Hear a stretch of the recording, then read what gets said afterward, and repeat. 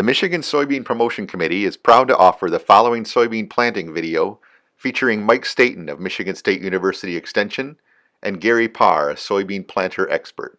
We're here today to talk about two topics. How to make some changes, some recommendations when we're planting soybeans late in the season, and then we're going to end up with how to assess our soybean stands and maybe make some replant decisions. With us today, we've got Gary Parr.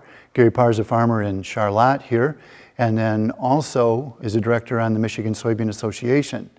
And Gary also, if that's not enough, he also has a precision planting business, PM Precision Planting. There are about three things that we consider quite critical for later planted soybeans. The first would be planting depth. Generally, soybeans are planted in that 1 1/4 to 1 1/2 range. We are comfortable going up to 2 inches if that's where we have to plant to reach moisture. It's always a good consideration to try to plant that seed into good moisture. So planting depth would be your first consideration. The second thing we want to consider with later planted soybeans is our row spacing. A lot of times when we get into June, it's best to consider a narrower row spacing of 15 or 7.5 inches. That sometimes brings on a problem within itself. If we have all of our beans usually planted in a 30-inch row, a lot of times it would be beneficial at this time to make a second pass and basically do an interplant with your 30-inch row planter and plant back and split your rows into 15s. The one caveat I will add to that is if you have row cleaners, you want to make sure that your row cleaners are not throwing soil over on your previously planted row and basically giving you a deeper planted seed based on additional soil thrown on top of the row.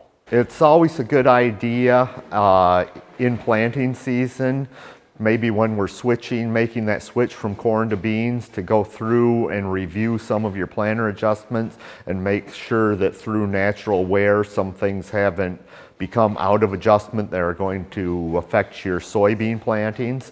So we like to sometimes go through and check the closing wheel alignment over the seed furrow.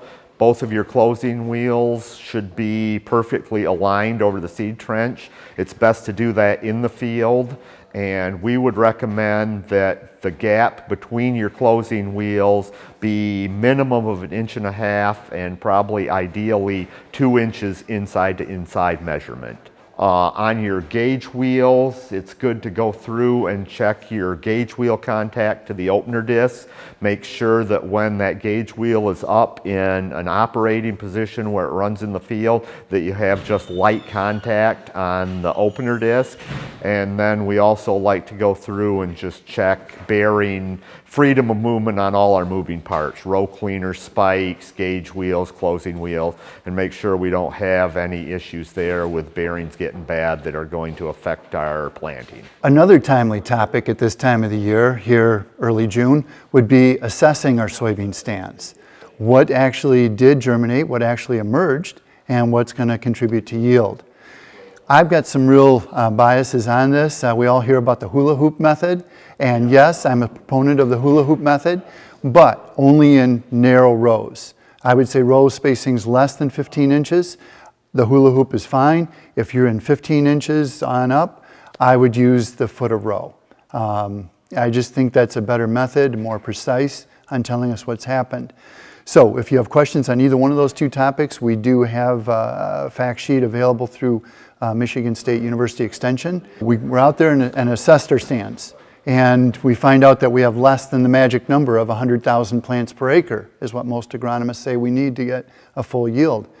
I wouldn't be too upset about that. And we've got data through our smart on-farm research trials. Out of 32 different trials that dropped 80,000 seeds per acre, we only had 4 of those that were less profitable than 160,000 seeds per acre. Low stands can produce surprisingly high yields.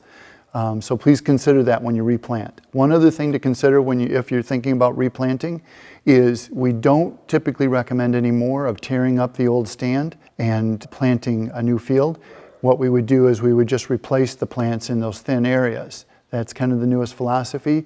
Even before you do that though, please consider that soybean yields decline by about 0.4 of a bushel per acre per day for every day that planting is delayed. So those are just some factors that you might want to consider when you make a replanting decision. Be sure to hit the subscribe button to see more soybean production videos and leave a comment below with a soybean planting tip you've used on your farm.